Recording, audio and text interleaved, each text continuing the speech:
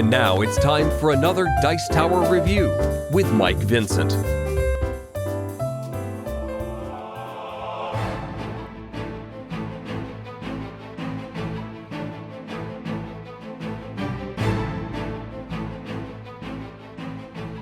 Hello, and thank you for watching today's video.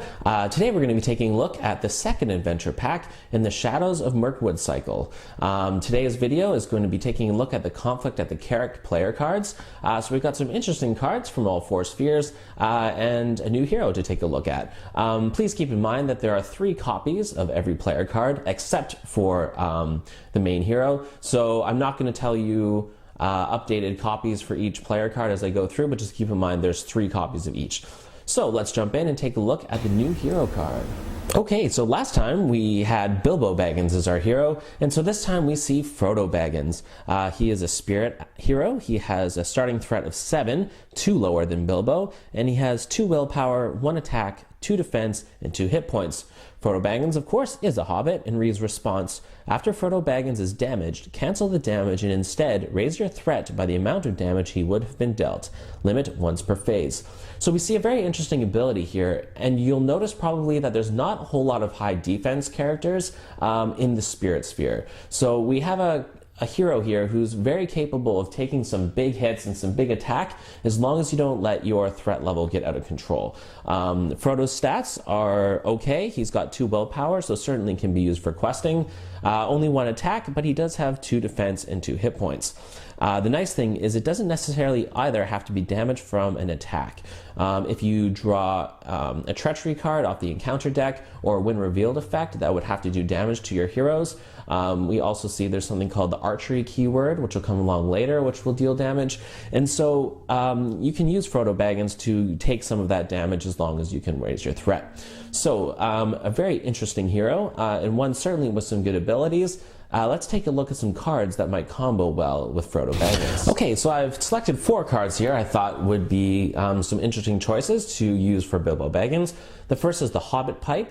The Hobbit Pipe has a cost of 0 and reads: after your threat is reduced by an event card effect, exhaust Hobbit Pipe to draw a card. So chances are if you're using Frodo, you're going to be wanting to reduce your threat so that you can continue to take damage on him but not let it get out of control. So this allows you to draw some extra cards while you're reducing your threat.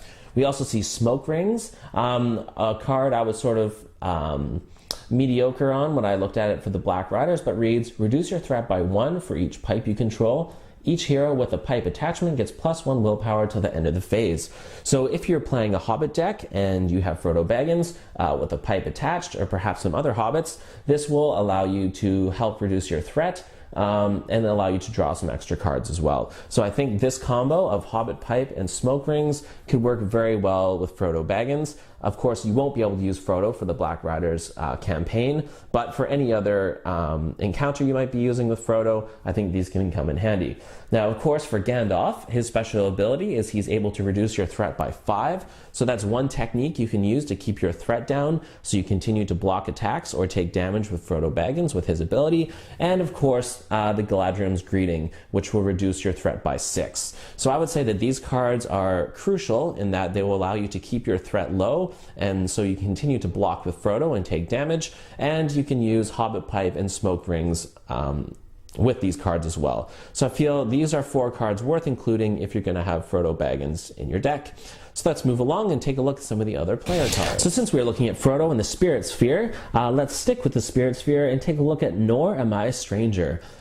This is an attachment. It has a cost of 1 and is a title and reads: attached to a character, attached character gains the Rohan trait. So this is an excellent card if you're planning to run a Rohan deck. We've seen recently with the Morgul Vale expansion that just came out, some really good Rohan cards. And I feel like now there's enough really good cards to make a very solid Rohan deck. So I think this card is going to be crucial in that it allows you to take any hero you want to use or any other ally and turn them into a Rohan hero, and so they will benefit from the synergies. There's so many heroes you could choose that aren't Rohan that maybe you want to include in your deck, and suddenly this card gives you that ability. So now that there's lots of Rohan cards out, Some of the new ones look really good. And so if you're looking to make a Rohan deck, I think Nor Am I a Stranger is an excellent way for you to pull in your favorite hero or ally who you may want to be a part of that deck. So Nor Am I a Stranger, I think, gains some serious utility, especially with the newer expansions that just came out. All right, and speaking of Rohan, here we see Eomund. He is a unique ally. He has a cost of 3, and he has 2 willpower, 1 attack, 1 defense, and 2 hit points. His special ability reads Response: after Eomund leaves play, ready all Rohan characters in play. So when this card came out, there wasn't an overabundance of Rohan cards and allies to make this card fully useful, but I think at this point, if you've been collecting all the expansions, if you've got the most recent Heirs of Numenor and their adventure cycle afterwards, you should have a pretty good collection of Rohan cards. And we do know that the next expansion coming out, the big box expansion after the Black Riders, will also have some Rohan cards as well. So I think Eomund is a lot more useful now than he was when he first came out. So it's very nice in that if you want him to be sacrificed, perhaps you can block with him, and then suddenly you can ready all your Rohan characters in play to do some serious attacking afterwards. Or if you're questing with Eomund and somehow you have to allot damage, either from a When Revealed effect or from a treachery card, you can sacrifice Eomund and ready everyone else. So I think Eomund is a very good card now, and I'm curious to try. I'm looking to make a Rohan deck sometime soon, as it's not one I've played with much in the past, but I'm hoping to pick up the Morgul Vale expansion this weekend, and then I'm hoping to experiment with this guy and try some Rohan. So yeah, we'll hopefully be able to give you an update on this guy later on, but I see some real potential with him now that there's lots of Rohan. So turning our attention to the lore sphere, we have an ally called Longbeard Mapmaker. He has a cost of 3, has 1 willpower, 1 attack, 1 defense, and 3 hit points. He is a dwarf and reads Action: spend a resource, a lore resource, to give Longbeard Mapmaker +1 willpower until the end of the phase. So, it's interesting, when I first started playing this ally, I realized I was playing him wrong, and that I thought you could only spend 1 resource to bump his willpower by +1.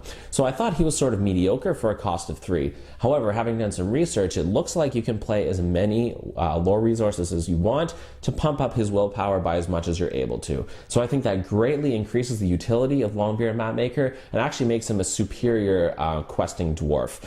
So I think if you're looking to do lots of questing with your deck, I think he's an excellent choice. And if you're making a dwarf deck, he will also, of course, benefit from all the dwarf synergies as well. So I think Longbeard Mapmaker, now that I know the actual rule, is an excellent card. And he also has 3 hit points and 1 defense. So could certainly take some damage and be a chump blocker, but also able to do some serious questing if you've got the resources. So I think this is a very good card.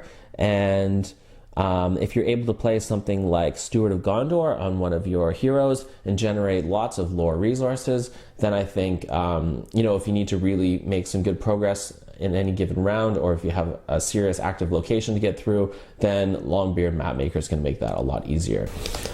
Okay, so this next lore card, fantastic card and a serious staple for any lore deck that me and my wife have constructed up to this point, and this is a Burning Brand. It's an item, it has a cost of 2, and reads: attached to a lore character. While attached character is defending, cancel any shadow effects on cards dealt to that attacking enemy. So this card is fantastic, and as I've mentioned in previous videos, a lot of the newer expansions to come out have some seriously brutal shadow effects, and Burning Brand can just be a fantastic way of getting rid of these and not having to worry about them. The one downside to this card is you have to attach it to a lore character, but it's nice that it says character, so this can go on an ally or a hero. So far we've looked at a hero like Denethor, who has a high defense, so this could be a prime candidate for a Burning Brand. But really, there's a card we'll take a look at in a second, a song card, which will allow you to give the lore resource to any character or hero. So a Burning Brand has the possibility to go on any hero. So as long as you have someone with high defense, I think this is a no-brainer. If you're playing through Heirs of Numenor or any quest where you have really brutal shadow effects, I highly encourage you to bring a Burning Brand, find a way to get this out on the table early, and not having to worry about shadow effects on a hero with high defense. just makes it so reliable and really will mitigate a lot of those nasty shadow effects. So a Burning Brand is a fantastic card and certainly one to consider in almost any lore deck. Thanks so much for watching the Dice Tower videos. Find more great videos and reviews as well as our top-rated audio podcast at Dicetower.com. You can also find other great shows at Dicetowernetwork.com. I'm Eric Summerer, and you've been watching The Dice Tower.